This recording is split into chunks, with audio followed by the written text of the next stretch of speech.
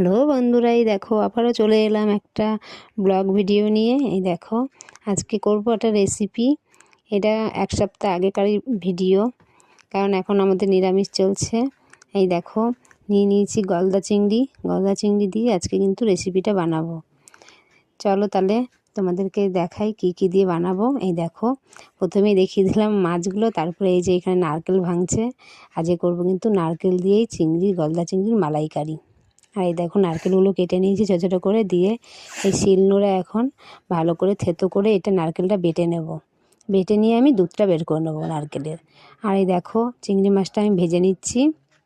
আর এখানে মশলা নিয়েছি সর্ষে পোস্ত, আদা আর রসুন এই নিয়েছি। দিয়ে এইগুলো আমি ভালো করে শিলনোড়ায় বেটে নেব। আর এদিকে আমি কিন্তু মাছগুলো হালকা করে ভেজে নেব, কারণ চিংড়ি মাছ তো খুব বেশি ভাজতে হয় না, খুব বেশি ভাজলে পরে তোমার শক্ত হয়ে যায়। এই দেখো আমার মাছগুলো কিন্তু ভাজা হয়ে গেছে। আর মাছের তেলের মধ্যেই আরও কিছুটা তেল দিয়ে দিয়েছি আমি। দিয়ে এবার আমি ওর উপরে পেঁয়াজ দিয়ে দিলাম। পেঁয়াজ কুচি করে গেছিলাম, সেই পেঁয়াজটা আমি দিয়ে দিলাম। পেঁয়াজটা আমি লাল লাল করে ভেজে নেব। দিয়ে তারপর আমি বলছি এই কদিন কিন্তু আমি ভিডিও দিতে পারছি না।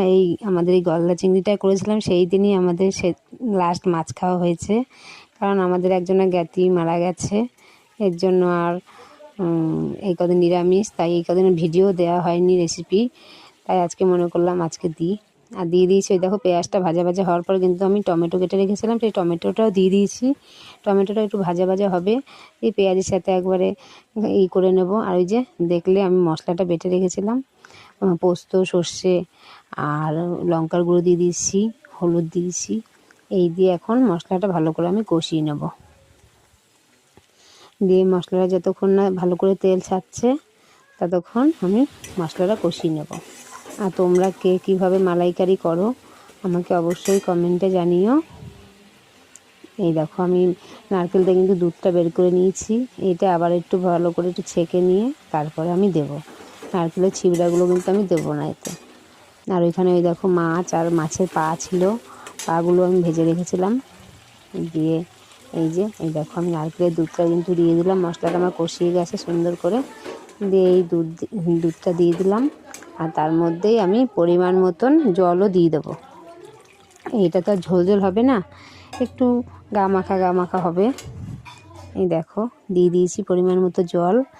এবার এই ঝোলটা ফোটার পরে কিন্তু আমি ওই মাছগুলো আর মাছের ওই পাগুলো আমি দিয়ে দিলাম। এবার ঝোলটা ফুটলে পরেই কিন্তু আমার রেডি হয়ে যাবে। এটা আমি চাপা ঢাকা দিয়ে দেবো এখন কিছুক্ষণ, অল্প আছে এইটা হবে।